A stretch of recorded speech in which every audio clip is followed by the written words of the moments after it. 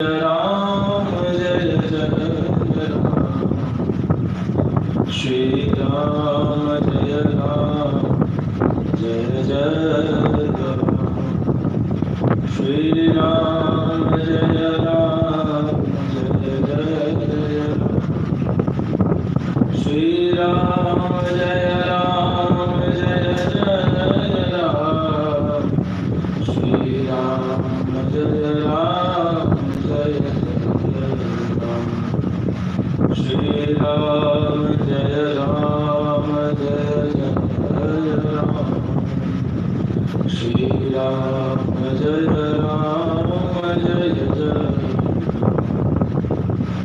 श्री राम जय राम, जय राम, श्री राम जय राम, जय श्री राम जय राम, जय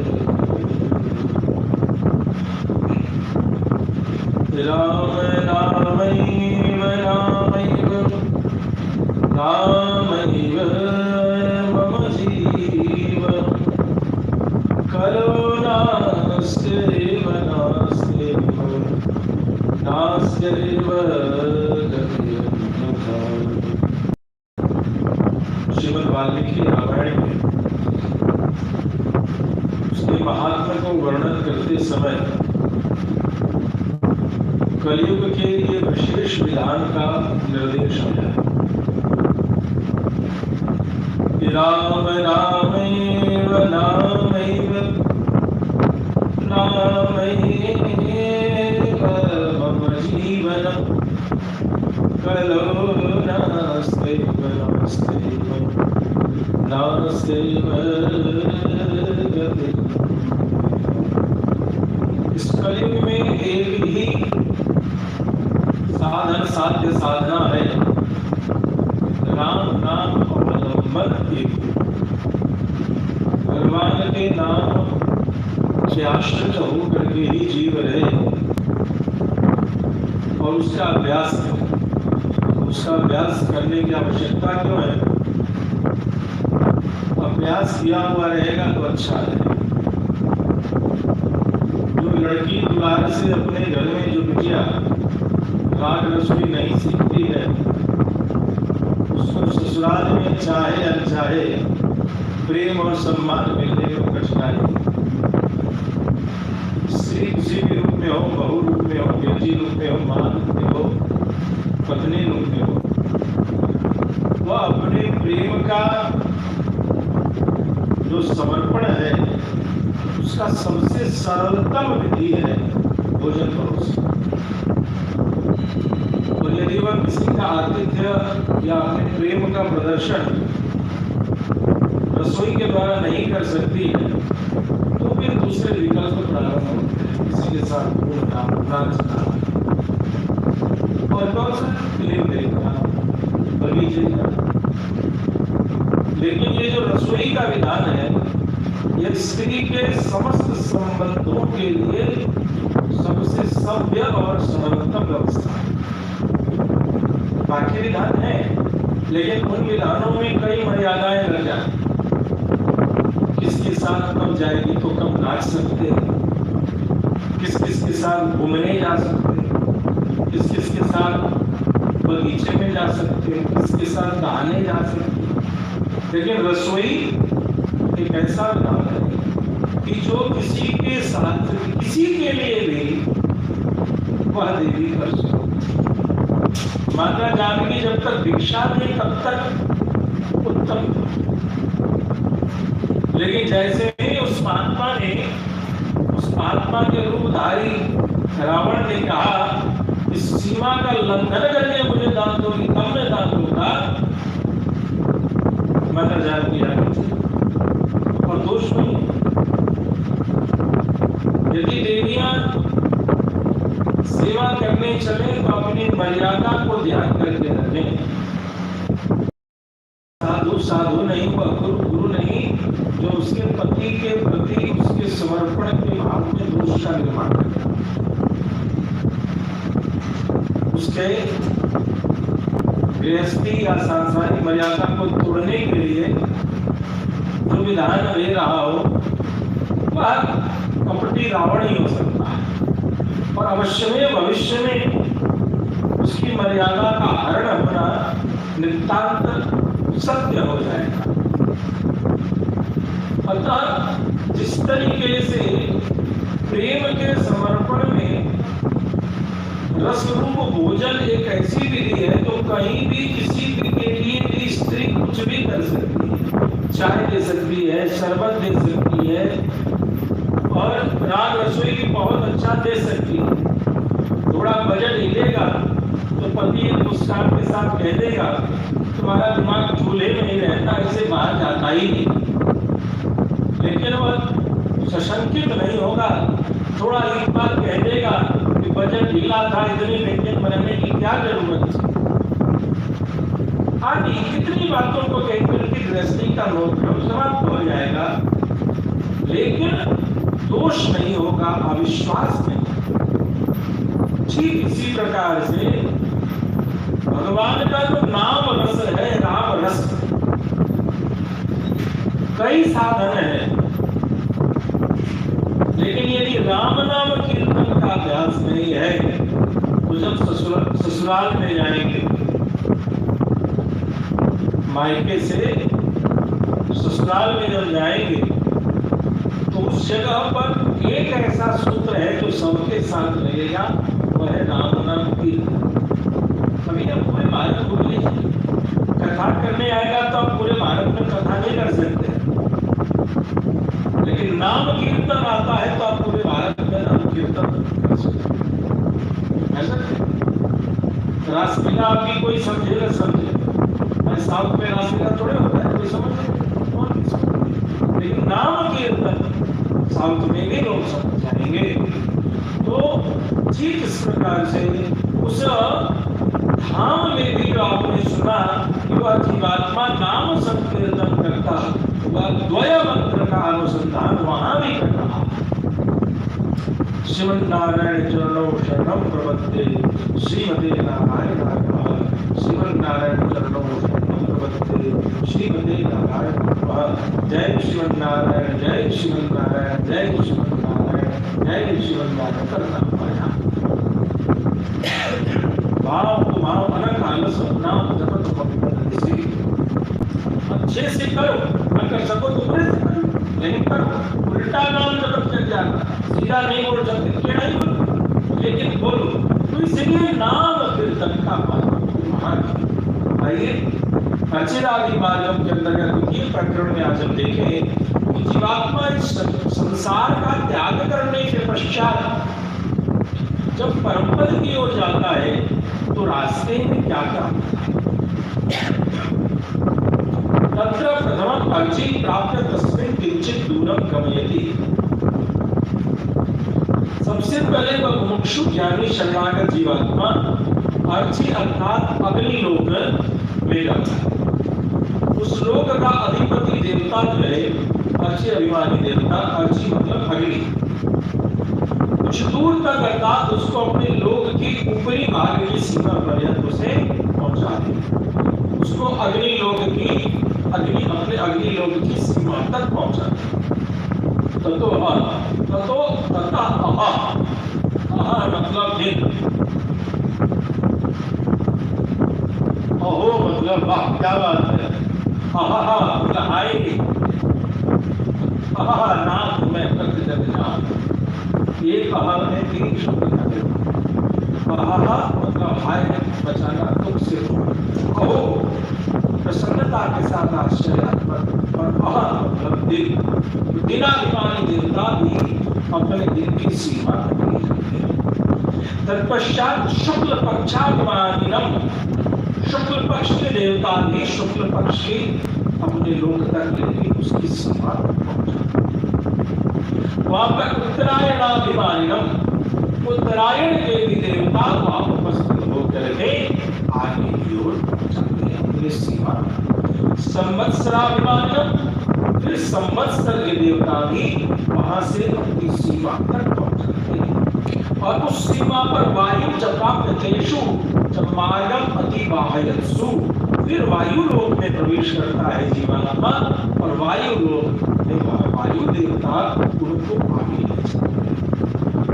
इसको बद मोक्षु जीवात्मा वैकुंठ की यात्रा कर रहा है। अब वह परमपद की ओर जा रहा है, तो बीच में कितने लोग आए।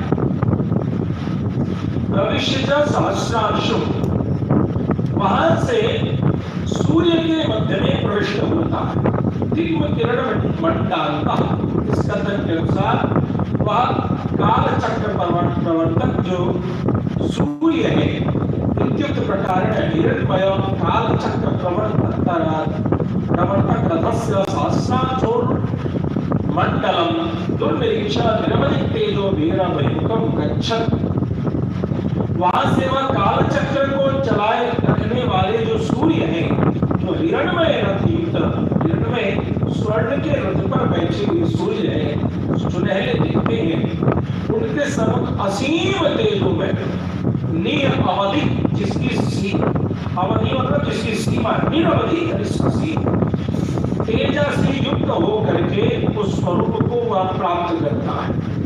और दूसरे सूर्य के समान द्वितीय आदित्य प्राप्त, ऐसा लगता है इतना तेज उस जीवात्मा को प्राप्त होता है कि जैसे लगता है एक सूर्य के भीतर से दूसरा सूर्य प्रविष्ट होकर आगे चलता है।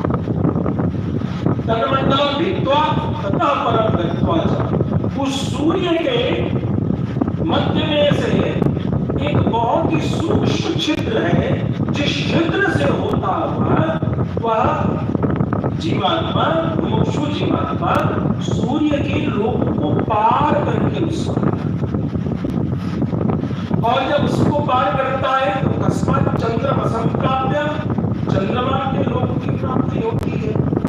विद्युत प्रकार ग्रह नक्षत्र तारका निर्वाहक अमृतात्मकम चंद्रमसं प्राप्य, और वहां जाकर के चंद्रमा के लोगों को प्राप्त करके ग्रह नक्षत्र आदि के जो देवता है,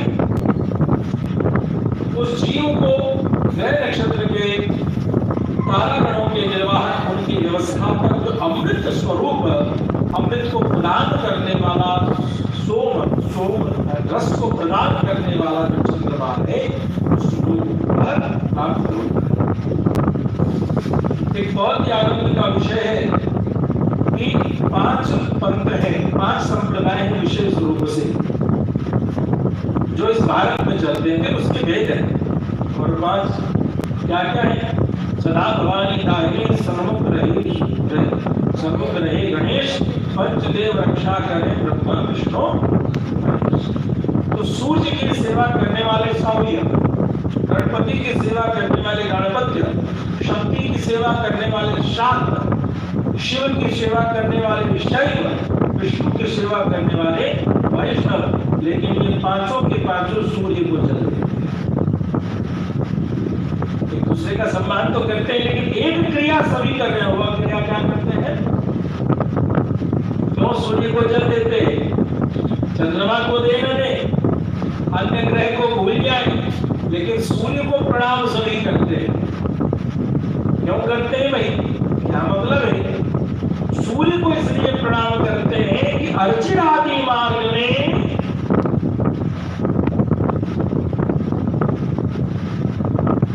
अर्ची करने वाले देवता सूर्य लोक में ही प्रविष्ट कराते हैं। सूर्य लोक के माध्यम से ही, उसी के रास्ते से होते हुए जीवन परम वैकुंठ धाम की यात्रा करेगा। अर्थात एक मत से सभी लोग अर्चित आदि मार्ग की याचना करते हैं, चले किसी भी लोक के लिए, व्यवस्था कुछ और हो, लेकिन अर्चित आदि मार्ग की कामना चूंकि परम पद की व्यवस्था है, उसके लिए सूर्य का सम्मान सभी लोग एक मत से करते हैं। उपनिषद का एक बहुत ही सुंदर मंत्र है, वह मंत्र है जो यहाँ हिरण्मय शब्द की चर्चा हुई है। हिरण्मयेन पात्रेण सत्यस्यापिहितं मुखं तत्त्वं भूषण अपावरणो सत्य धर्माय कृष्णाय। ये जो सुनहरे थाली से तुमने अपना चेहरा ढक रखा है, सत्यस्यापिहितं मुखम, एक सत्य के सत्यनारायण भगवान के चेहरा जिसको आपने सुनहरे नमेन पात्रेण, सुनहरे पात्र से, सुनहरा पात्र कौन सा है? प्रातः काल की अरुणिमा सूर्य को देखेंगे तो ऐसा लगता है आसमान में कोई सूर्य का प्लेट लटक रहा। तो उधर की ओर देख करके सूर्य की उपासना करते सत्यस्यापिहितं मुखम तत्त्वं पूषण पावृणो, हे पूषा के देवता उस मार्ग से रास्ता दो, थोड़ा ये पर्दा हटाओ। किस लिए हटाओ? तो सत्य धर्मान दृष्टि, उसी के पीछे सत्य धर्म है, उसी के पीछे वैकुंठ के आगे है। इसलिए सभी लोग इसकी चर्चा करते हैं। एक भजन है वो, पर्दे पे बैठे बैठे तुम नमस्कुराइए, आए तेरे दीवाने पर्दा हटाइए। तो ये पर्दा वो कपड़े का पर्दा नहीं है, ये पर्दा यही सुनहरे उपनिषद का मंत्र है जिसको रसिकों ने लिखा और हम मूर्ख जी पर्दा हटा हटा के देख रहे हैं।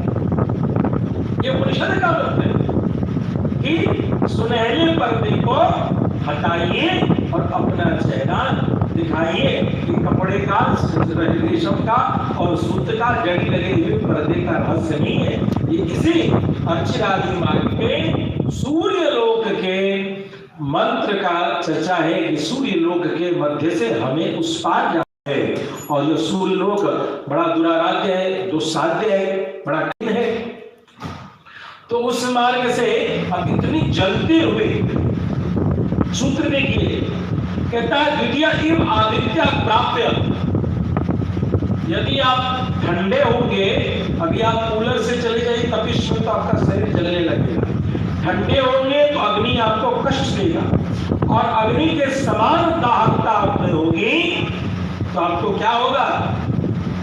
इसकी अनुभूति नहीं होगी। इसीलिए उस मार्ग से जाने के लिए निरवधिक तेजो विगत मुखमी, जीवात्मा शरीर को जब छोड़ता है तो सबसे पहले उसे अद्भुत अलौकिक तेज की प्राप्ति कराते हैं और उस तेज के कारण वह सूर्य के मध्य से जब जाता है तो सूर्य के समान हो जाता है, इतना तेजस्वी हो जाता है। जगत प्रकाश से प्रकाशक रामो तत्सवितुर्वरेण्यम, जिसने उस सविता को प्रकाश दिया, रोशनी दिया, तेज दिया, उसमें मेरी बुद्धि होगी।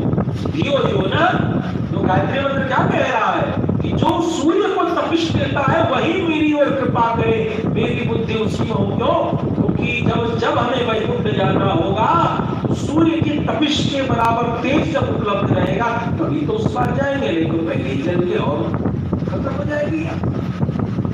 तो इसीलिए गायत्री की उपासना द्विजों को करनी चाहिए। वैकुंठ गमन के लिए भी गायत्री आवश्यक है। तो आगे कहते हैं तेन सत्कृतस्ततो गत्वा अमानवं प्राप्य तेन मार्गम अधिवाहिका। इसके बाद चंद्रदेव उस जीव का अत्यंत आदर सत्कार करते हैं।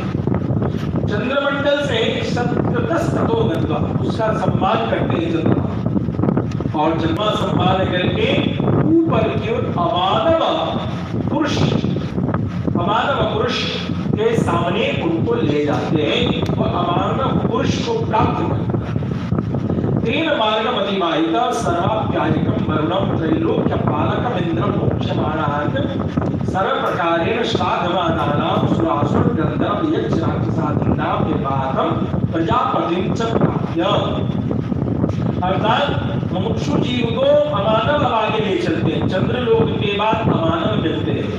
अमानव जो मनुष्य के चिंतन से परे लोग है उस जगह पर ले चलते हैं, और वे अमानव जो है वहां पर ले चलते हैं। या एक और इसका भाव अव्ययी मानव, अविनाशी मानव, जिसका नाश नहीं होने वाला, ऐसी गति की ओर बढ़ने वाले मनुष्य ही उन अमानव का दर्शन कर पाते हैं, इसलिए उनको अमानव देवता कहा।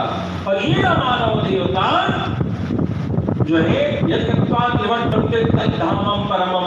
सामान्य मनुष्य क्षरणशील लोगों की प्राप्ति कर लेते हैं, लेकिन अव्ययी गति को प्राप्त कराने वाले अमानव मुमुक्षु जीव का को दिव्य मार्ग में पहुंचाते हैं। इसके बाद सबकी तृप्ति करने वाले सर्वा प्यारेकम वरुण देवता, त्रैलोक्य के पालक इंद्र और मुक्त जीवों के पास क्रमशः उपस्थित होने पर वे सब आत्मा की सत्कार पूर्वक अत्यंत प्रशंसा करते हैं। वरुण देवता, इंद्र आदि सभी देवता उनकी और प्रशंसा करते हैं। श्रावण ऐसे प्रसन्नता को सुनते हुए वो जी आगे चलता है। फिर देवता, असुर, गंधर्व, यक्ष, राक्षस इन सबके निर्वाहक प्रजापति ब्रह्मा के लोक में जाकर उनके संपूर्ण ब्रह्मांड, संपूर्ण लोकों का एक के बाद एक का अतिक्रमण करता हुआ निर्वाहकम प्रजापति च प्राप्त, प्रजापति ब्रह्मा को प्राप्त करके तब लोकांश अतिक्रम्य अंडम दशोत्तरावरण सप्तकम अनवधिकम प्रमाणात् मूल प्रकृतिम चातिक्रामति। अर्थात वह ब्रह्मा जी के बनाए हुए ऊपर के लोगों को एक के बाद एक अतिक्रमण पार करता हुआ आगे चलता है। संपूर्ण ब्रह्मांड एवं प्रथम आवरण से दूसरा आवरण 10 गुना है। इस प्रकार ऐसे ब्रह्मांड के 7 आवरणों को वह पार करता है। दशोत्तरा आवरण सप्तकम, 7 आवरण को प्राप्त करके उनसे बारी बारी के चारों ओर सीमा रहित मूल प्रकृति में उपस्थित होकर उस मूल प्रकृति को भी अतिक्रमण कर उसकी ऊपरी सीमा पर वह मुक्तात्मा पहुंचता है। अब यहाँ पर ये जो 7 लोग ऊपर 7 लोग नीचे 14 भुवन आदि की चर्चा करते हैं, उन सबों में भी इन रहस्यों को समझ सकते हैं। सबसे बड़ी बात है कि यह जो प्रथम लोक है उससे 10 गुना बड़ा होता है दूसरा लोक, और उससे 10 गुना बड़ा होता है तृतीय लोक, और तीसरे से 10 गुना बड़ा होता है चौथा लोक, चौथे से 10 गुना बड़ा होता है 5वां लोक। इस प्रकार से 7 लोकों को अतिक्रमण करता हुआ वह मुक्तात्मा जाता है। अब ऐसी तो बहुत बड़ी यात्रा हो गई, इसीलिए तो यहाँ कहा, क्या कहा कि इतनी बड़ी यात्रा को भगवान का जो यह मुमुक्षु जीव है उसका पुरुषार्थ कितना है, तो जैसे लगे कि गोपद गाय के खुर के समान दूरी को तय करता है। जीवात्मा मुमुक्षु इतना ही प्रयास करता है, लेकिन उसके फल में भगवान इतनी बड़ी यात्रा की व्यवस्था करते। कैसे? तो कैसे तो भगवान श्री राम ने अपने लीला में माता जानकी के उद्धार करने के लिए 100 योजन का पुल 5 दिनों में बना करके रख दिया है। कोई माइकल इंजीनियर जो भी बना के दिखा, कहता है कि बहुत ज्यादा आगे बढ़ चुके हैं, लेकिन 5 दिनों में इतना विशाल, और वो भी ज्वार भाटा से भयानक युक्त समुद्र जो है जिसमें बड़े बड़े नक्रादि और बड़े बड़े जीव जंतु उपस्थित होंगे, सुरक्षा के कितनी चिंता होगी। ऐसी तो भगवान कितनी सहजता से मां जानकी को उद्धार करने के लिए जो लीला को भगवान ने किया कि किसी प्रकार से भगवान का महाअभिनिवेश है, भगवान का महापुरुषार्थ देखने को मिलता है। तदाच फिर क्या होता है, पूर्व संसारिक दशाया अंधकारावृते नीरज छाया शून्य। ये जो संसारी लोग हैं, लोकाचार्य स्वामी कहते हैं कि वो नरक के मार्ग में तुलना करने के लिए नरक की चर्चा करते हैं। थोड़ी सी समझ में आना चाहिए कि नरक में क्या होता है। जो गरुड़ पुराण में कहता है, नरकगामी जीवों को गरुड़ पुराण सुनाया जाता है कि तुमने ऐसा पाप किया है इसलिए तुम्हें ऐसा ऐसा नरक में जाना पड़ेगा। और जो वैष्णव होते हैं, सत्य तो ये है कि पाप तो नहीं करते, लेकिन रहस्य की बात यह है कि श्री वैष्णव श्रीमन नारायण चरणौ शरणम प्रबद्धे श्रीमते नारायणाय नमः को जप करने वाला वैष्णव पुण्य भी नहीं करते। उनके पुण्यों का भी संबंध उनसे दूर कर दिया जाता है। ज्यादा पुण्य करेंगे तो जीने पुण्य मर्तलों के विषय न उनके ऊपर पुण्य का अभिबंधन नाश किया जाता है द्वय मंत्र के विधान से। तो इस प्रकार से पाप और पुण्य दोनों से रहित जब होगा तभी जीवात्मा भगवत शरणागति की प्राप्ति, परम धाम की प्राप्ति कर सकता है। तो नरक की चर्चा करते हुए कहते हैं कि वह रास्ता कैसा है? अंधकारावृते, चारों ओर अंधकार है, नीरज छाया शून्य, पानी नहीं है, कहीं रास्ते में कोई वृक्ष नहीं है, सब जगह जेठ की दोपहरी की तपती हुई बालुका पर जीवात्मा को बड़ी लंबी यात्रा कराते हुए ले जाता। ये दक्षिण मार्ग है जिसमें जीवात्मा को बड़ा संतप्त उस जेठ की जो मध्य दिवस की जो दोपहरी है वैसी तपती हुई बालुका के तड़ों पर जीवात्मा को ले चलते। उसके पैर में कपोले हो रहे होते हैं, वो चिल्ला रहा होता है, वो बार बार गिरता है, और जब गिरता है तो ऊपर से कोड़े लगाए जाते हैं, उठो उठो। इस तरीके की तप्त बालुका के तड़ पर पैरों में धोखे के कष्ट होते हुए भी उसे चलना पड़ता है। इधर क्या होता है? ये तो उसमें हम महादेव सुता मार्ग विस्तर, और वहां पर से सुनने को मिलती है, हे महादेव, केवल सुनने मात्र से भयभीत हो जाती है, सभी लोग दुखी से होकर के बार बार चिल्लाते हैं। इस प्रकार इस उक्ति के अनुसार सुनने से भय उत्पन्न करने वाला, कंप पैदा करने वाले, इत्युक्त प्रकार श्रवण समये कि कंपोत पाद के क्रूर मार्गे यमहटमाशे पुत्रदागमये चपाशरवद्धे जमहटे राकृष्यमाणे सविर्वोचन गयो शक्ति शंको तोमर सायक शूलादि विस्ताद्यमाने व्याघ्र राक्षस किंकरानाभ्याहार भूते श्रवण मेदो रक्त सर्व शरीरे क्षुद्रवासारिकेन दूतानंद जले काटकई धर्मनासा मोक्षोष्टते कृतपाणिपादे चाकृष्य गच्छति। उस रास्ते में जिसकी चर्चा को सुनकर के ही डर लगता है, ऐसे क्रूर मार्ग पर यमदूत पाशों से बांधते हैं। स्त्री पुत्र रूपी पाशों के द्वारा आबद्ध होने पर वह यमदूतगण उसे खींच करके ले गए। बहुत से कुत्ते के दल कुत्ते आते हैं और उसके जांघों को काटते हैं, जांघ का मांस खाते हैं। इस प्रकार से उसका खून गिरता रहता है। यमदूत उसे शक्ति, भाला, बर्छी, तीर, कमान अनेक अस्त्र शस्त्रों के द्वारा बार बार काटते रहते हैं, उस पर प्रहार करते रहते हैं। अब कहते हैं प्रहार करते हैं, उसका शरीर कटता है और फिर जुड़ जाता है, फिर कटता है, फिर जुड़ जाता है। वो उसको ऊपर से पटक के गिराते हैं और वो गिरता है, उसके शरीर के परखच्चे उड़ जाते हैं, लेकिन फिर से उसको शरीर देते हैं। इस तरीके से अलग अलग कर्म के अलग अलग विधान के माध्यम से दूध उसे दंडित करता है। सभी अंगों में मेद जो पस है, जो खून की धारा है, वह बह रही है। भूख प्यास से व्याकुल होकर के वह यमदूतों से कहता है, भैया मुझे थोड़ा पानी पिला दो। यमदूत उसे कहते हैं, तेरे दरवाजे भी तो कोई पानी मांगने आए, और तूने कहा था तुझे पानी कैसे पिलाऊं? याद कर उसने, तुझे यहाँ भी पानी नहीं पिलाऊंगा। अन्न जल की प्रार्थना करते हैं। ऐसे पर उन्होंने मुख, नाक, ओठ, दांत, हाथ, पैर सब तोड़ दिए।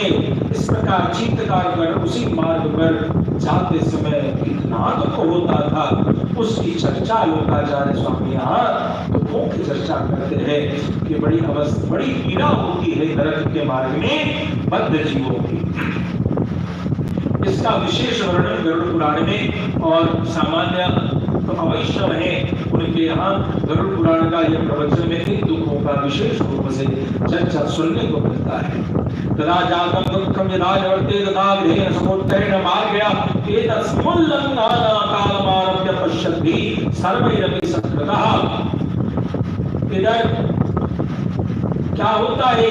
यह वह समस्त दुख जिससे नष्ट हो जाए, ऐसे सुखदायक मार्ग पर जाते समय अर्चिरादि मार्ग में आगमन का आरंभ होने पर दर्शक रूप से स्थित जो जीव है, सुखोत्तरेण मार्गेण एतत् सीमोल्लंघन कालमारभ्य, इसके अलग अलग लोगों का जो सीमा का उल्लंघन करने का जो यह लीला है, इन सभी को जब करते हैं पश्चात भी सर्वै अपि सत्कृतः, उस लोक में रहने वाले सभी देवता बहुत सम्मान करते हैं। अरे वाह, बड़ा भाग्यशाली है हम कि आप हमारे यहाँ आए। ऐसे करते हैं। जो कल हम लोगों ने चर्चा में सुना कि किस प्रकार से प्रार्थना करते हैं कि हमारे राम जी से हमारा राम राम कहे, इस तरीके से चर्चा करते हैं। सो पाठे भूत लोक विक्रांत चरण कमल शीघ्र गमनेन गत्वा, और मार्ग में उनका पाथेय क्या है तो विक्रांत चरण कमलवद, भगवान त्रिविक्रम के ही चरण को ध्यान करते हुए वह जीव आगे बढ़ता चला जाता है। जिस शीघ्रता से ब्रह्मलोक में जाकर उपस्थित हुए, ये मुमुक्षु महात्मा भी उतनी शीघ्रता से चल पाते। कहते हैं किस प्रकार से हर्षिल आदि मार्ग में वह जीवात्मा बड़ी तेजी से आगे बढ़ रहा होता है, और जहां भी चढ़ रहा है वह ढाव रहा है। सभी लोग कहते हैं हमारे घर में थोड़ी देर रुक जाइए, आप यहीं के राजा बन जाइए, और इस तरीके से सम्मान मिलता है। भला कोई अपने घर परिवार संसार का अधिकार देता है, लेकिन इस मुक्तात्मा को, इस मुमुक्षु जीव को इस प्रकार से सभी लोक के अधिपति देवता सम्मान करते हैं। शब्द स्पर्श आदि सिद्ध व्याघ्रादीन अतिक्रम्य संसार महाबलवान निष्क्रम्य। कहते हैं शब्द स्पर्श, ये जो 5 इंद्रियां हैं, 5 इंद्रियों से हम अलग अलग संसार के अवयवों को भोगते, कानों से सुनते, त्वचा से स्पर्श करते, नाक से सूंघते, जिह्वा से स्वाद लेते हैं, आंखों से देखते हैं, वाणी से बोलते हैं, हाथों से कोई क्रिया करते हैं, पैरों से कहीं चल के जाते हैं, और मलमूत्र के द्वार से मलमूत्र का त्याग और प्रजनन आदि क्रियाओं को करते हैं। तो ये कैसे है? जैसे सिंह बाघ आदि जंगली जानवर किसी को कष्ट देते हैं, जिस प्रकार अपने आवाज से निकलते हैं, उसी प्रकार वह महात्मा भी शब्द आदि विषयों का अतिक्रमण कर संसार रूपी महागुल्म से, संसार रूपी महाजंगल से, बहुत बड़ा जंगल है यह, उसका त्याग कर देते हैं। निवृत्त तापत्रय दव दहनानंत पतनज समस्त क्लेशा, और वहां से इन संसार के त्रिविध ताप, दैहिक, दैविक, भौतिक ताप, इन तापों को नाश करके तापत्रय सच्चिदानंद रूपाय विश्वोत्पत्त्यादि हेतवे तापत्रय विनाशाय श्री कृष्णाय वयं नमः। तो तीनों ताप रूपी दावाग्नि के भीतर पड़े रहने होने से वह समस्त उसमें रहने का जो कष्ट होता है इन क्लेशों से दूर हो जाता है। इसके बाद क्या होता है तो पतनज समस्त क्लेशा ततस्तु विरजा तीर प्रदेशम, वहां से वह विरजा नदी के तीर किनारे के प्रदेश को प्राप्त हो जाता है। 7 लोकों को पार करके सभी लोकों में यथोचित रूप से सम्मान प्राप्त करके वह विरजा नदी के किनारे सागच्छति विरजाम नदी इत्युक्त प्रकारेण अमृतवाहिनी वैतरणी प्रतिकोटि भूताम विरजाम प्राप्य दृढ़पंकम सवासना रेणु च प्रक्षाल्य। सागच्छति विरजाम नदी, उपनिषद कहता है कौशितकी उपनिषद में विरजा नदी का वर्णन आया है।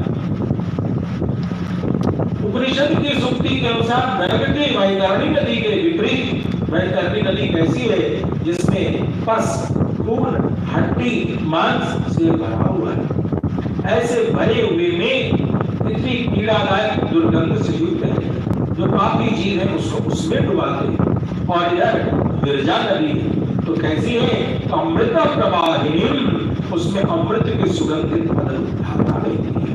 और कैसी है तो वैतरणी प्रतिकोटि भूताम विरजा प्राप्त दृढ़पंकम सवासारे ऊंचा। अब प्राकृतिक विरजा नदी के तट पर जीवात्मा के उपस्थित होते ही कीचड़ की रेखा के समान दृढ़ रूप से लगी हुई एवं धूलि के कणों को समान सूक्ष्म रूप से स्थित वासना पूर्ण रूप से प्रक्षालित होता है।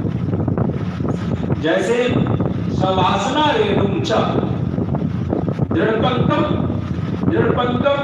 जो कीचड़ बहुत तगड़ा लगा है कर्मों का वो धुलता है, और वासना रेणु कहीं हम जाएं किसी नदी के किनारे और उस जगह पर पता ही नहीं चलता है कपड़ों में कब रेणु बालू स्पर्श कर जाता है। तो इस भवसागर में भी पता नहीं चलता है बालू कब स्पर्श करता है। जब घर आते हैं तो पता चलता है यहाँ बालू झाड़ो तो बहुत चेहरे पर, बालों में, कपड़े पर, सब जगह, गाड़ी पर बालू ही बालू कोई लाके नहीं निकालेगा। ठीक इसी प्रकार से इस भवसागर में भी समासना रेणु जा, इस भवसागर के किनारे का बालू क्या है तो वासना रूपी बालू है। वो कितना बालू है पता ही नहीं चलता है। तो कैसे इसको ऐसे समझे, हम सड़क से गुजर रहे होते हैं और किसी का घर अच्छा दिखता है तो सोचते हैं ओ काश मेरा भी घर। हम किसी के सुंदर वस्त्र को देखते हैं तो मन में था ओ ये लेटेस्ट डिजाइन का कपड़ा है या मैं भी पहनता, लेटेस्ट घड़ी है मैं भी पहनता, अरे वाह ये कैसा मोबाइल है या मैं भी, मुझे पास भी होता। ये वासना चाहे चाहे पता नहीं धूल कहां से आ गई। और ये भवसागर के किनारे में ये फ्री में बढ़ रहा है, इसका कोई ब्रेक नहीं है, ये आती चले जाते और हम समझ भी नहीं पाते कैसा। ये जितने वासना है जो एक बार आए और फिर पता नहीं भूल भी गए। ये धूल पड़ा हुआ है गाड़ी में, गाड़ी ऊपर ऊपर चल रही है, जब ढक्कन खुला तो दिखा क्या अरे नीचे नीचे बहुत धूल करता है। ये गिरजा नदी में कर्मों की गाड़ी का वह छिपा हुआ ढक्कन खोल के वह धूल दिखाई देता है। कई जन्मों की वासना जो जीव भूल चुका होता है, मन भी भूल चुका होता है। क्यों मुझे ऐसा होता, मुझे वैसा होता। जिनके लिए याज्ञाचार्य स्वामी, कुलशेखर स्वामी आदि अपने स्तुतियों में क्या गाते हैं, न वै न दे अपना प्राणा न च सुखम शिक्षा विलसिनम, न वै पार्थम राज्यम न च कृताम भोग जीवम आदि इन सब सूक्तियों के द्वारा वो बता रहे हैं कि मेरी इन सब में भावना था। ये वासना के रेणु को वहां गिरजा नदी में धोया जाता है। मेधा मेधा मेघा आवृत आदित्य मंडलवत राहु व्रत चंद्र मंडलवत, मेघ से जैसे सूर्य ढक गया हो, मेघ से सूर्य ढका हो, राहु से जैसे चंद्रमंडल ढक गया हो, पंकदित माणिक्यवच्च कीचड़ से कोई माणिक्य कोई मणि ढक गई हो, मलिन देहांत तिरोहित स्वरूपो यम अमृत शरीर। ठीक इसी प्रकार से यह आत्मा भी मलिन शरीर से ढक सी जाती है और अवस्थित रहने से उस महात्मा का यथार्थ विशुद्ध आत्म स्वरूप अनादिकाल से वह आत्मा सामने मलिन शरीर के कारण नहीं आ रहा। सनमुख होई जीव मोहि जमहि जन्म कोटि अविनाशहि। तब जब वही व्यवस्था बताया जा रहा है कि जब हमारा भगवान के धाम में ले जा रहा है और यहाँ तो साक्षात भगवान उपस्थित थे, तो भगवान धाम में जब ले जा रहा है तो सर्वों का गिरजा नदी कॉर्नर पर पहुंचे। निर्मल मन जब सो नहीं पावा, कैसे बिना दोष के साथ उस पार कैसे जाएंगे। गिरजा नदी में सारी कामनाओं का नाश किया जा रहा है। इसलिए भगवान का नाम आप्त काम है। सारी कामनाओं की पूर्ति होने के बाद जीव आगे बढ़ेगा। तो कहते मलिन के हाथ स्थित्यातिरोहित स्वरूपोयम निवृत्त शरीरा तत्व स्पर्श मात्रेगा, उसके गिरजा नदी के जल स्पर्श करने मात्र से जो सूक्ष्म शरीर उसका गिरजा नदी तक गया था और जो आत्मा के निरंतर स्वरूप का आच्छादन था वो प्रकृत सूक्ष्म शरीर में नष्ट हो जाता है। इत्युक्त प्रकारेण गिरजा जल स्पर्शन तिरोधायक सूक्ष्म शरीर से निवृत्ततया, यह सूक्ष्म शरीर जो है नाश करने योग्य है। यह सूक्ष्म शरीर किससे बनता है? यह सूक्ष्म शरीर का निर्माण कामनाओं से बनता है। इन कामनाओं के शरीर का नाश जब तक नहीं होगा, इसको पुरंजनोपाख्यान में भी नारद जी ने जो बाद में व्याख्या दिया है वहां भी पढ़ने योग्य है, जहाँ नारद जी भी इस वहां पर लिंग शरीर के रूप में वहां पर इसकी चर्चा करते हैं। तो कर्म से कामना से बना हुआ ये जो सूक्ष्म शरीर है, जो मन जिसका निर्माण करता है, इसका नाश वहां कर दिया जाता है। क्या होता है? सूर्य कोटि प्रतीकाशा इत्युक्त प्रकारेण एकदो दितानेक सहस्रादित्यवत् दुर्निरीक्ष्य निरवधिक तेजो युक्तः अमानवं समासाद्य सूर्यकोटि प्रतीकाशः, उसका जो आभा है जैसे ऐसा लगता है कि 1000 सूर्य उपस्थित हो गए, उतना जो प्रकाश होता है वैसा ही असीम तेजो में स्वरूप उपस्थित उसका होता है। अमानव समासाद्य, वह अमानव की प्राप्ति करता है। इत्युक्त प्रकारेण अमानवम समासाद्य, अमानव की प्राप्ति करता है। इसका आशय क्या है? तो इत्युक्तेन प्रकारे चतुर्भुजं शंखचक्रधरं यजोत्तरकूलं स्थितम् अमानवम् आसाद्य तेन पाणिना स्पृश्यः। शंखचक्रधारी चतुर्भुज स्वरूप विरजोत्तर कूल स्थित विरजा के किनारे, विरजा नदी के उस पार विराजमान जो चतुर्भुज शंख चक्रधारी नारायण स्वरूप अमानव है, उनके समीप उपस्थित होता है। वह क्या करते हैं? केन पाणिना स्पृष्टा, उनके हाथों से उस मुमुक्षु जीव का स्पर्श होता है। अब तो सारे पाप धुल गए भाई। कभी भी मेकअप करने से पहले, श्रृंगार करने से पहले हम स्नान करते, स्नान करने के बाद अपने शरीर पर अंगराग का प्रयोग करते हैं। तिलक लगाना, जोड़े लगाना, नेल पॉलिश आदि इन सभी की क्रिया को करते हैं। तो पहले स्नान करना है, तो विरजा जल के स्पर्श करने मात्र से उसके सारे कामनाओं का, सूक्ष्म शरीर का नाश हो गया। अब क्या बचा? अब जीवात्मा बची।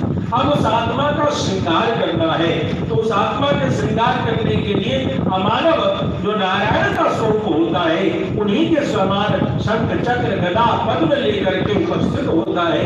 देखने में भगवान शिव नारायण की ही आकृति लगती है, इसलिए अमानव को नारायण के रूप से भी कहीं कहीं पर बताते हैं।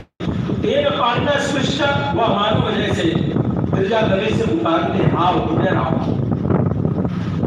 लावण्य सौंदर्य आदि कल्याण गुणाक्रम शुद्ध सत्व भगवत अनुभवैक परिग्रहम विग्रहम प्राप्य, क्या होता है? लावण्य अत्यंत सुंदर कमनीय स्वरूप, सौंदर्य आदि कल्याण गुणों से शुद्ध सत्व भगवान के अनुभव का परिकर रूप अप्राकृतिक विग्रह उसे प्राप्त होता है।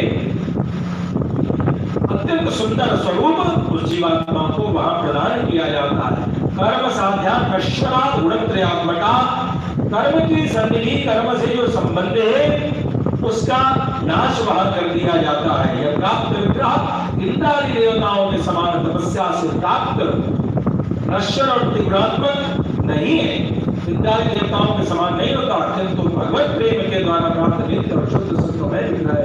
अर्थात इंद्रादि देवताओं को प्राप्त जो स्वरूप है उससे भी सुंदर, उससे भी तेजोमय और दिव्य स्वरूप की प्राप्ति उस मुक्तात्मा को होती है। कर्म साध्या नश्वरात् गुणत्रयात्मकात् इंद्रादि पदात् विलक्षणं भगवत प्रसाद साध्यं नित्यं शुद्ध सत्वात्मकं न अस्ति खलु सुखम। कहते हैं इस विग्रह में रहकर या मुक्त जीव या सुख कुछ भी नहीं, इस मुक्ति के विपरीत असीम आनंद लेने वाला होता है। नासिकम सुखम, ये कहाँ कह रहा है? या नरक मार्गी जीव कहता है कि उस मार्ग में कहीं भी सुख नहीं। इत्युक्त प्रतिकोटि भूतम अनवधिकानंदा अद्वितीय देश भूतम।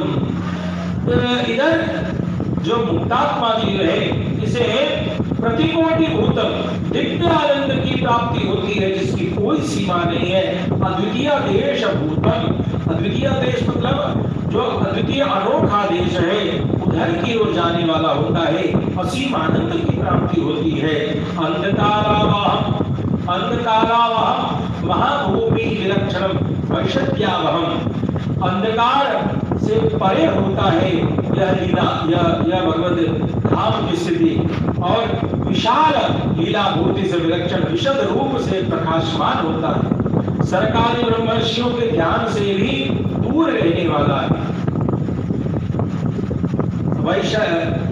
वैशद्यावहम सनकादि मनसोप्य गोचरम भगवान अनुकूल्यैक भोगैः नित्य मुक्तैः, जिनके एक ही भोग है भगवान के अनुकूल, भगवान के स्वरूप का दर्शन करना, ऐसे लोगों के द्वारा ये जो उपस्थित भोग है उनके रहना है जैसे नित्य सिद्ध पार्षदों से परिपूर्ण वह स्थान है। कहते हैं नित्य मुक्त परिपूर्णम तैरपि परिचित्तुम अयोग्येन ऐश्वर्येन स्वभावेन च युक्तम दिव्य देशम नेत्राभ्याम दृष्ट्वा प्रणम्य। और उन नित्य सिद्ध पार्षदों के द्वारा में जिसका सीमा का निर्देश और वर्णन अयोग्य, यानी वे भी जो नित्य सूरी रहे भगवान के सरकारी मुनि रहे भी इसकी व्याख्या करने में अक्षम है, मतलब सामर्थ्य नहीं रखते। ऐसे परम ऐश्वर्य और स्वभाव से दिव्य देश श्री वैकुंठ को वहीं रहकर नेत्रों के द्वारा तृप्ति पर्यंत दर्शन करके आकाशम प्रणम्य, दिव्य देशम नेत्राभ्याम दृष्ट्वा प्रणम्य, उस दिव्य देश को अपनी आंखों से देख करके वह प्रणाम करता है।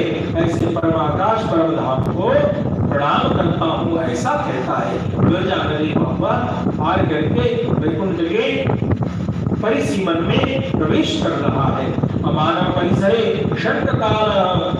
शंखकाल भैरनाम ध्वनिं श्रुत्वा, कहते हैं अमानव भगवान के पास शंखकाल की भेरी आदि वाद्यों की ध्वनि सुनकर कोई दौड़ खड़ा।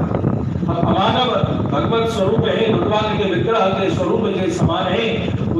अमानव का स्पर्श प्राप्त करते दिव्य स्वरूप की प्राप्ति हो गई। और जैसी स्थिति होती है कि वहां पर शंख काली श्रीचूर्णम आदि यंत्र बजने लगते हैं, इसको सुनकर के क्या होता है? धावंती, कोई दौड़ करके आता है। स्खलंती, व्याकुल इतने हो जाते हैं कि अरे कौन ऐसा मुक्तात्मा आया है। स्खलंती, रास्ते में गिरने पड़ने लगते हैं। पृच्छन्ति, पूछते कौन ऐसा महामानव आया है, कौन ऐसा जीव आया है।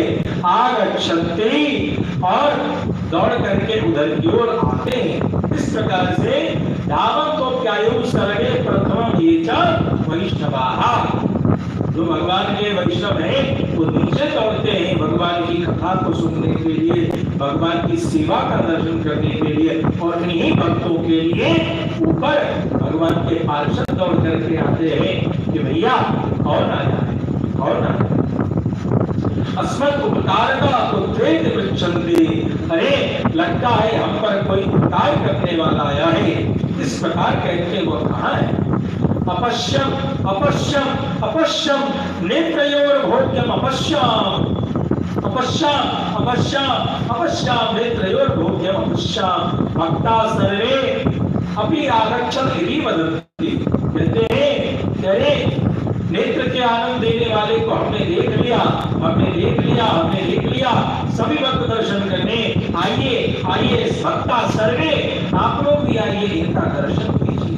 एवं महाकुलाहलं कृत्वा संघर्षो निष्काम्या गच्छता नित्य मुक्ता नाम आनंद कलकलं दृष्ट्वा भवन माता प्रीत्या गच्छति।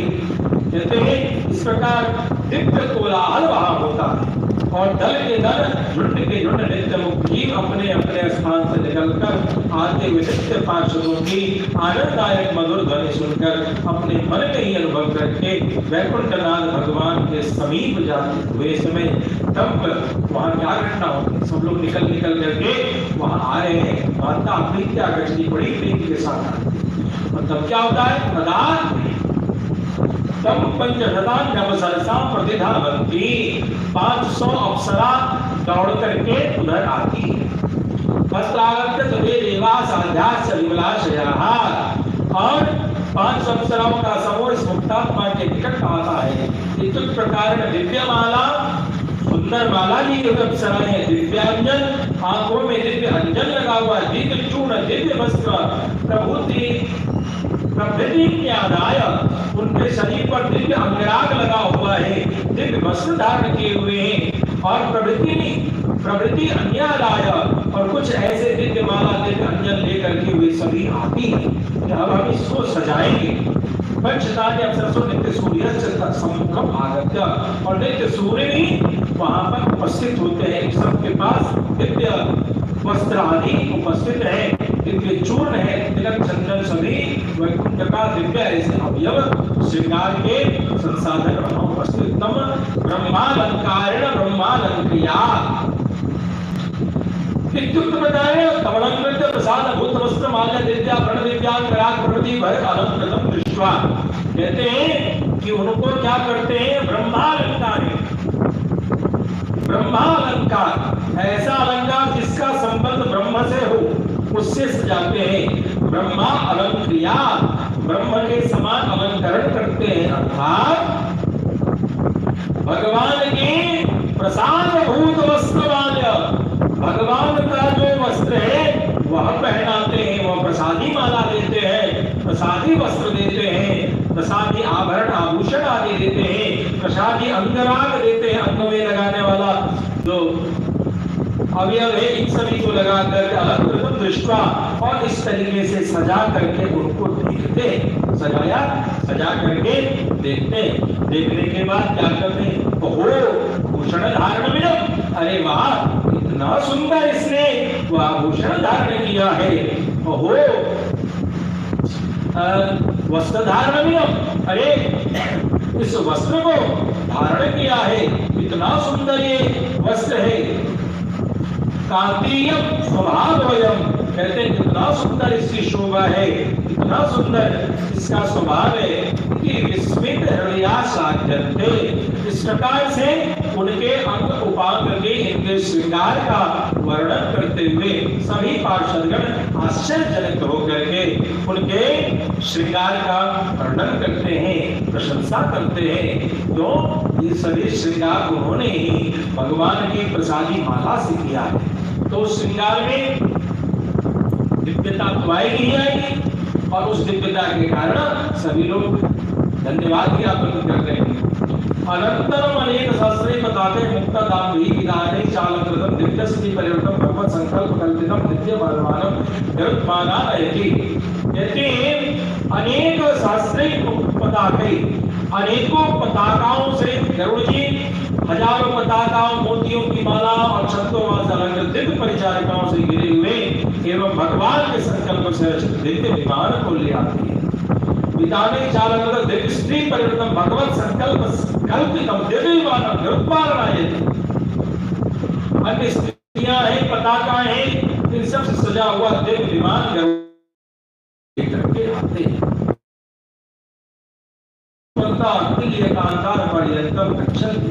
उनको उन पर बैठाते और बैठाकर उनकी स्तुति करते करते सब तिल्य कांतार नामक स्थान के समीप विमान पर बैठ करके आते।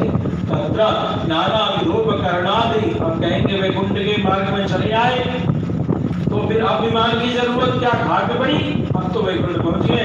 तो नहीं, वैकुंठ कितना बड़ा धाम है, यह भी सोचने की बात है। अभी तो गिरिजा नदी को पार करके सीमा में प्रवेश किए, तो वैकुंठ क्या मथुरा जैसा छोटा नगरी है, बहुत बड़ी नगरी है, तो उधर जाने के लिए मार्ग बना है, तो वहां ले जाते हैं विमान पर बैठ करके। तत्र नाना विधोपकरणादि दंत्योन्याः काचन अप्सरोभिमुखं स्थित्वा सत्कुर्वन्ति, वहां पर नाना विध उपकरणादि, वो जो वहां पहुंचने पर अनेक अप्सराएं हाथ में नाना प्रकार के उपहार लेकर के उस जीव की स्तुति करती है, सत्कार करती है, उपहार देती है। अनंतरम तिल्यगंध ब्रह्मगंध प्रभृति, वो जो तिल्य वृक्ष का गंध है वो ब्रह्मगंध के समान है, उस सुगंधी को वह सूंघता है। वहां पर तिल्य वृक्ष का स्थान है। अप्राकृत गंधानाघा सर्वगंधो भूत्वा, उस अप्राकृत उस अलौकिक गंध को सूंघने से उसे सभी सुगंधी को सूंघने का अवसर प्राप्त हो जाता है। ऐसा कहते हैं कि पताका अलंकृत महाप्राकार वो पुरानी प्राप्तवंता, वहां उसे जो पताका आदि से सजे हुए दिव्य गोपुर है उसे पास आ जाता है, वह उस अलंकृत दिव्य गोपुर का दर्शन करता है। इत्युक्त प्रकार ध्वज पताका निर्वंतम दिव्य गोपुर मासाद श्रीद्वार पालकैर महता कोलाहलेन सकृता समतीत्य जनाकुलम कवाटम अतीत्य कृत्वा इत्युक्त प्रकार चित्तम नेत्रम च बलात् आकर्षयत्, कहते उस मार्ग में जब तो उस द्वार के पास जाता है तो उस द्वार में यहाँ पर बहुत भीड़ है। श्री द्वारपालगण अत्यंत आदर पूर्वक उस जीव का सत्कार करते हैं और यहाँ से आगे बढ़ करके अतिक्रमण करके मार्ग में चलने वाले मनुष्यों से परिपूर्ण द्वार को पार करता है। रामायण की पंक्ति है यहाँ कि किस तरीके से वह आगे जाता हुआ मुक्त जीव मन और नेत्रों को आकर्षण करके बलात् आकर्षण मन और नेत्रों को आकर्षण करके अयोध्या अपराजिता इत्युक्तम वैकुंठ महानगर प्रथंचित प्रविश्य श्री वैकुंठाय दिव्य नगराय नमः इति श्री कृष्णस्य परमाकाश नगरम प्रणमति। उस अयोध्या अपराजित नामक धाम को वह प्रवेश करता है। इन नामों से कहे जाने में वैकुंठ दिव्य नगर में वह सौभाग्य के साथ प्रवेश करता हुआ प्रणाम करता है। श्री वैकुंठाय दिव्य नगराय नमः यह कह करके भगवान श्री कृष्ण के परम आकाश श्री वैकुंठ नगर को वह अब प्रणाम करता है। तदा वैकुंठस्था अमरा मुनियश्च हो, वैकुंठ में रहने वाले जो वहाँ पार्षद गण हैं, मुनिगण हैं, वह उनका दर्शन करते और अहो अहो मतलब प्रसन्नता के साथ आश्चर्य करते। ओह क्या बात है। सह्याद्रि शिखर कलम सागर जल में जैसे कोई समुद्र का जल बहुत बड़े सह्याद्रि पर्वत के चोटी पर छींटा करने में ठीक इस प्रकार से संसार स्तोयम एतत् देशं प्राप्त खलु, संसार में भटकता हुआ यह पामर जीव, यह मूर्ख जीव इस परमधाम वैकुंठ की यात्रा कर बैठा। ओहो इति स्थिताः आश्चर्य होते हैं, तेरा प्रशंसन्ते उसकी प्रशंसा, उस मुक्तात्मा की प्रशंसा करते हैं। बड़ा भाग्यशाली है, बड़ा महात्मा है, उसका यशोगान करते हैं। ततो गरुड़ विश्वक्सेन प्रभृत्यो देवाः, गरुड़ जी विश्वक्सेन जी इस प्रकार के जो देवता वैकुंठ में उपस्थित हैं एवं स्वस्वगृहं प्राप्तय्य उनको अपने अपने घर ले जाते हैं। गरुड़ जी कहते हैं मेरे घर भी चलिए, विश्वक्सेन जी कहते हैं मेरे घर भी आप चलिए। उच्चासने निवेश्य उनको ऊंचा आसन देते हैं, स्वयं अधस्तात् स्थितः और स्वयं उस आसन के नीचे बैठते हैं। स्वमहिषी विद्यमानेन जलेनस्य श्रीपादो प्रक्षाल्य अपनी पत्नी से कहते हैं जाओ जल लेकर के आओ। श्रीपादो प्रक्षाल्य और उनके श्रीपाद यहाँ कह दिया उन मुक्तात्मा जीव के पैरों को धोते हैं, भाव वर्णयन्ता और उसके पैरों के चरणामृत का वर्णन करते हैं। सत्कार क्रमेण सत्कुर्वन्ति, इस प्रकार से उस मुक्तात्मा का सत्कार। ऐसा भगवान ने कभी किया क्या? हाँ, ऐसा भगवान ने ऐसे मुक्तात्मा जीव को, जो जीव वैकुंठ का परम अधिकारी था, उसका भगवान ने इसी संसार में पैर धोने की लीला की और दूसरा कोई नहीं, भगवान कृष्ण का बाल सखा सुदामा, जिनके पाप और पुण्य दोनों को नष्ट करके भगवान उस स्थिति पर पहुंचा दिए और भगवान ने वह लीला पवित्र द्वारिकापुरी में करके दिखा दी कि देखो इस प्रकार से यहाँ नहीं वहां भी सम्मान होता है। ऐसा सुंदर भाव सभी पार्षदगण उनका चरण धोते हैं और उसकी महिमा का बखान करते हैं। कहते हैं तथा श्री शतकोपम दिव्य चूर्णम गुरुवर पूर्ण कुंभा मंगल दीपा जगदत्ता दीक्षांतराधारम पूर्णम पश्यत्यो मातर एव शीतल मुखाश चंद्रवदनायोषा प्रत्युगच्छन्ति। जैसे कोई दूर देश से कोई पुत्र आए और उसकी माता अत्यंत स्नेह पूर्वक उसका चेहरा देखती है, ठीक इसी प्रकार से चंद्रमा के समान आनंदजनक और शीतल मुख वाले दिव्य स्त्रीगण हाथों में वहां उपस्थित होती है। विश्वक्सेन गरुड़ जी इन सबके आनंद उपस्थित महिषियां हैं। एक देवियां हाथों में शठारी भगवान के चरण पादुका षटकोप लेकर के दिव्य चूर्ण पूर्ण कुंभ मंगल दीप आदि द्रव्य लेकर के उस मुक्त जीव की स्वागत करती है, अगवानी करती है। प्रत्युगच्छन्ति अयं च राजपदेन महाविद्या अंतःप्रविश्य दिव्यावरण शतसहस्राब्दं भरतकामस्वरकृतं दिव्यालयं प्राप्य श्री वैकुंठाय नित्यनिवाराय इति प्रणम्य। कहते अयं च राजपदेन महाविद्या अंतःप्रविश्य, इस राजपद पर इस दिव्य राजपथ पर भगवान की जो ये मुक्तात्मा जी हैं इस राजपथ पर आगे चलते हुए आगे बढ़ते हैं और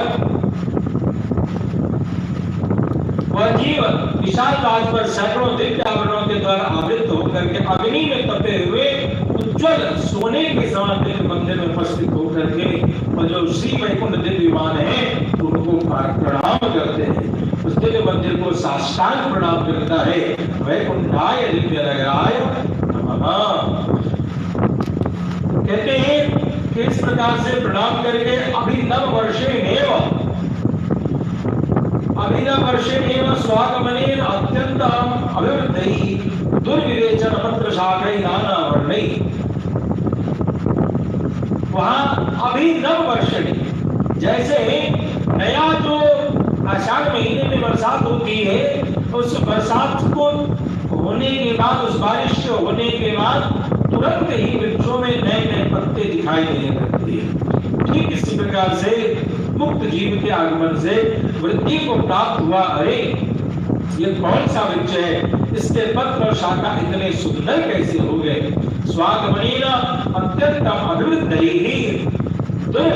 विवेचन पत्र शाखै नाना वर्णे नाना गंधै अप्राकृत कुसुमे नीलीकृतै मकरन्दं प्रवद्भिः कल्पकमणि नाना विनय पुष्परत्नैः शतृतै लीला मंडपैः। अर्थात कहते हैं कि वहां जो है इनके पत्र और शाखा खूब सुंदर हो गए हैं, नाना प्रकार के रंग और गंध से युक्त फूलों से परिपूर्ण हो गए, खूब सुगंधित हो गए हैं, भरा हुआ लग गया है, सारा वृक्ष फूलों से भर करके झुक गया है। जहां फूलों का रस सदा प्रवाहित हो रहा है ऐसे कल्पवनों से यह देवालय सुशोभित होने लगा। कल्पवनों में जगह जगह लीला मंडपई अर्थात जहां पर भगवान भगवती महालक्ष्मी के साथ उपस्थित होते हैं, बैठते हैं, ऐसा नाना प्रकार के फूल और रंगों से बना हुआ लीला मंडप का दर्शन होता है। अपूर्ववद विस्मयम् आवहन्ति क्रीडा शैलैः श्री वैकुंठनाथस्य महालक्ष्म्याः लीला परिकरभूतैः। अर्थात वहां पर जो है क्रीडा शैल छोटे छोटे पर्वत बने हुए हैं भगवान के लिए, जहां पर भगवान लक्ष्मी जी के साथ विहार करते हैं।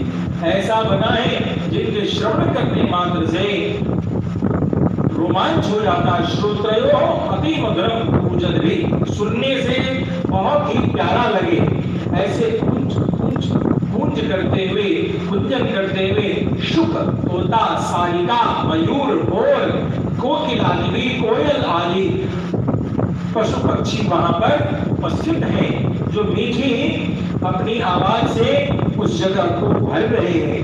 माणिक्य मुक्ता प्रबाल प्रवृत्ति रत्नकृत सोपानी जो सीढ़ियां बनी है उसमें माणिक्य है, उसमें मुक्ता मोती, इन सब से सुशोभित सीढ़ियां हैं।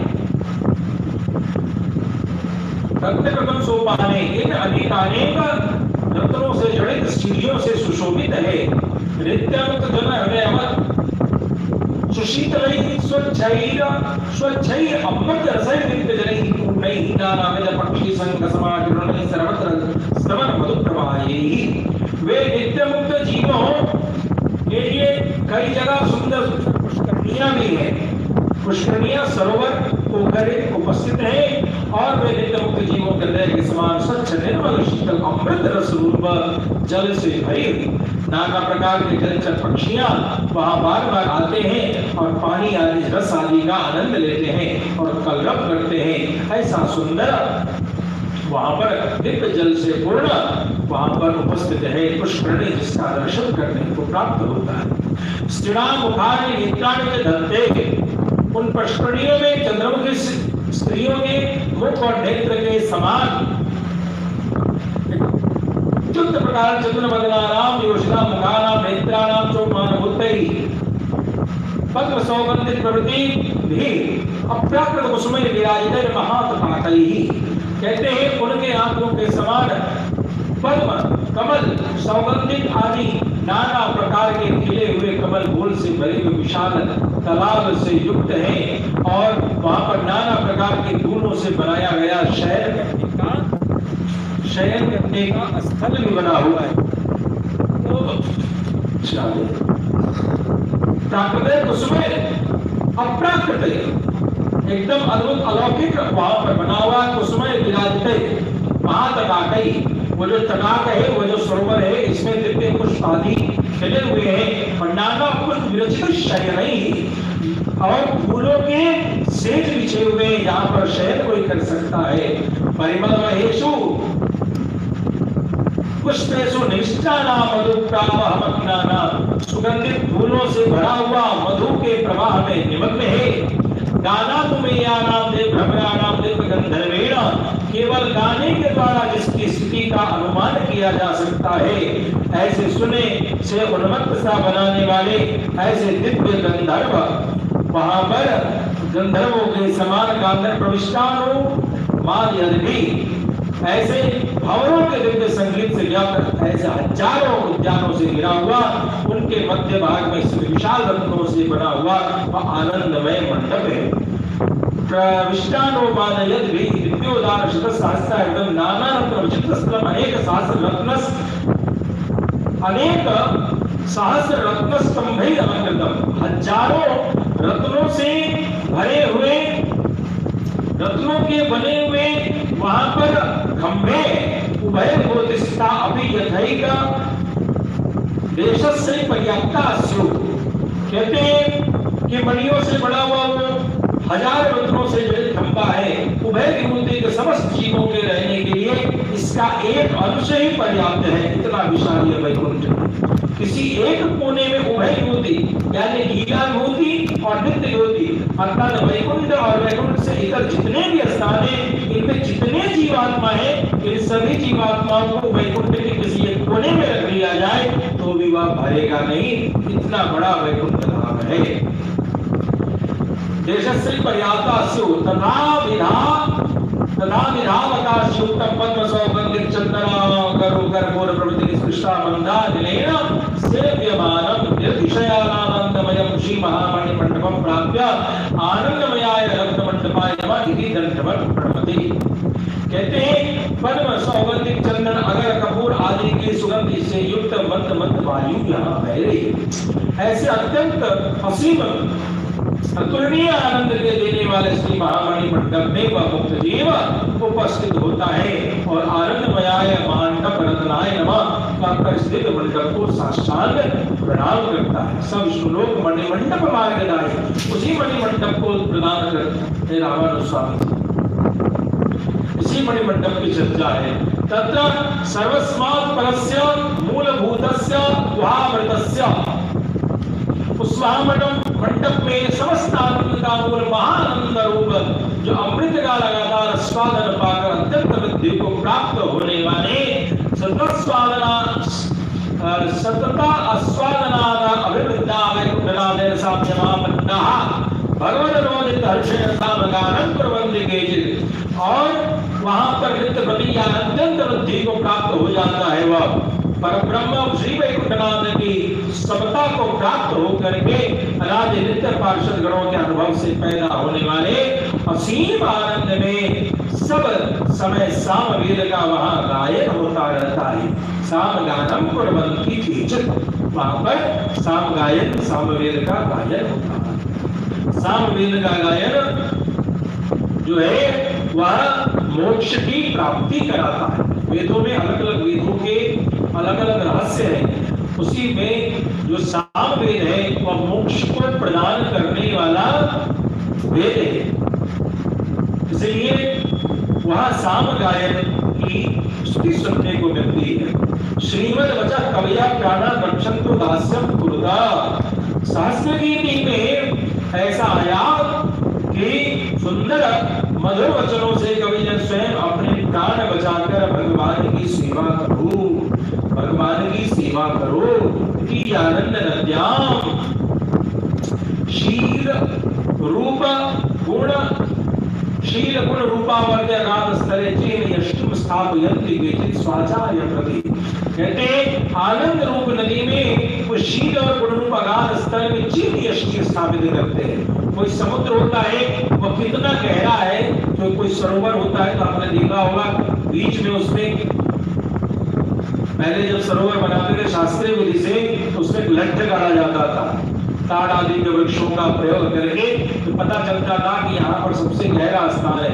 तो उसी चिन्ह यष्टि स्थापयन्ति केचित्, कहते हैं ये गुण रूप अगाध स्थल में चिन्ह यष्टि स्थापित करते हैं और स्थापन करके स्वाचार्य प्रति, अपने आचार्य के प्रति, वहां आचार्य उनको दिखाई देते हैं, जो अपने आचार्य हैं उनका दर्शन मणिमंडप में उनको होता है।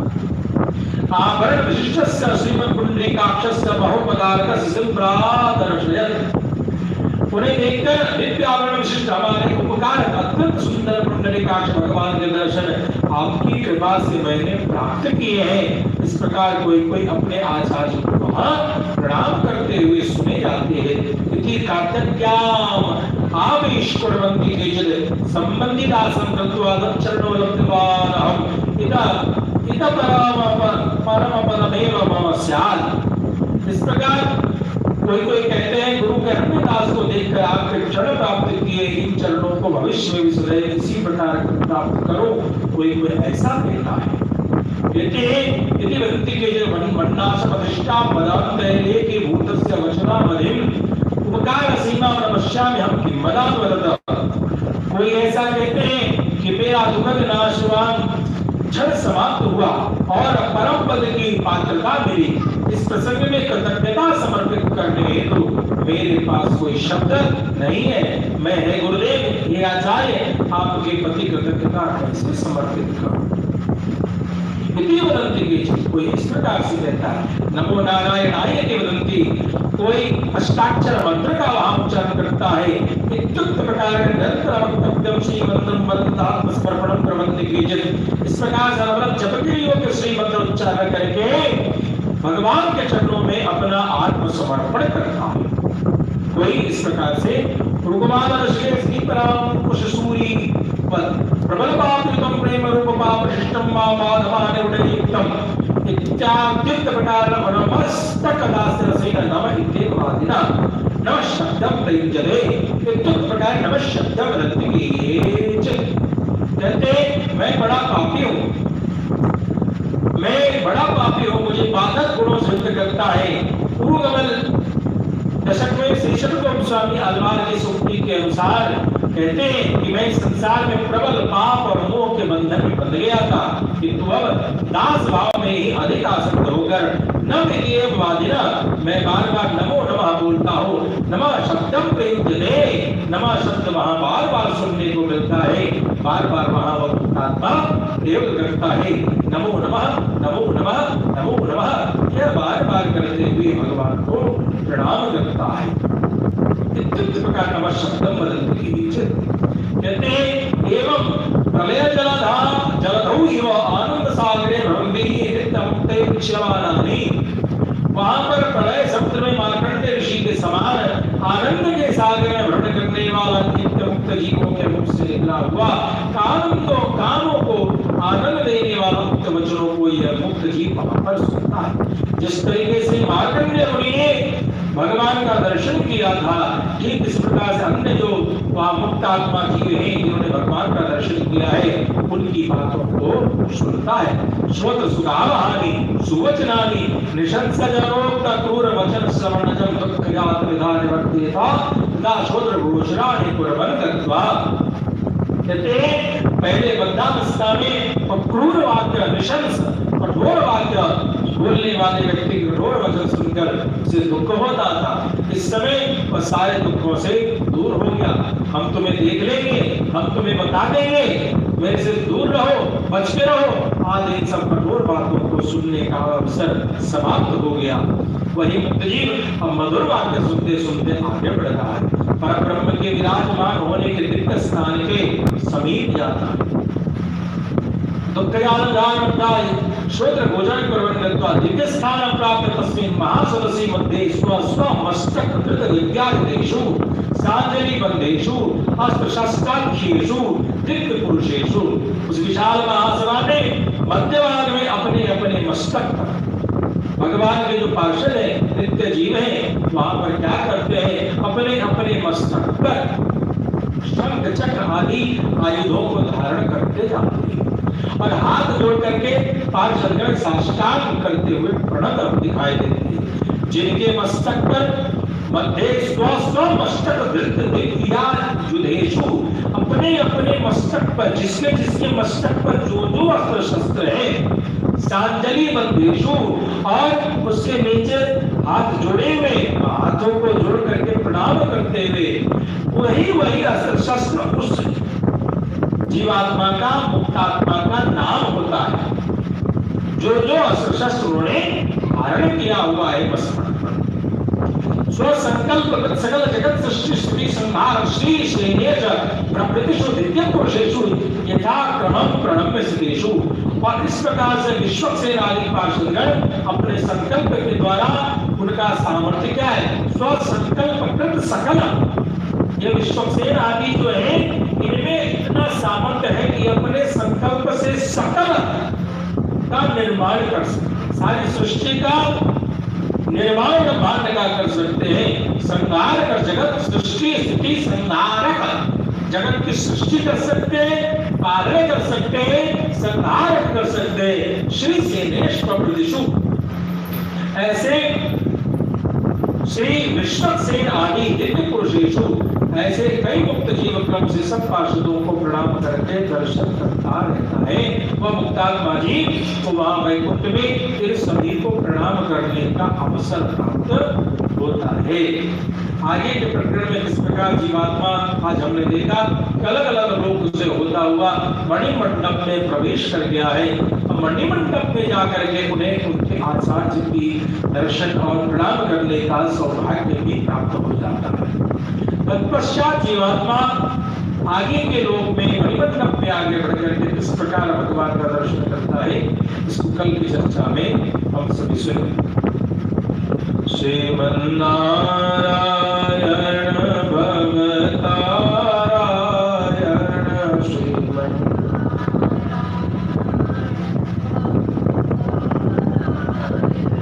श्रीमन्नारायण नारायण नारायण श्रीमन्नारायण नारायण